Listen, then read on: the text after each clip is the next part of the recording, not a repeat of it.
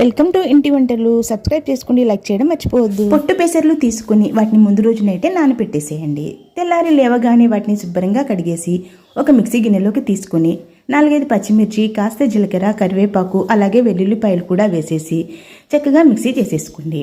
గారెపిండిలా మెత్తగా అవ్వాలి పిండి. మనం గారె వేస్తే వచ్చేలా గట్టిగా పట్టేసుకోండి.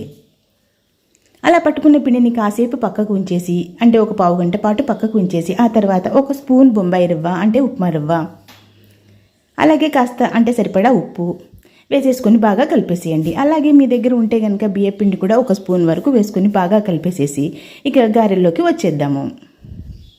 స్టవ్ మీద గిన్నె పెట్టేసుకోండి, వెడల్పాటి కళాయి, అందులో చిన్న చిన్న పునుగుల్లా గారెల్లా వేసేసుకోండి.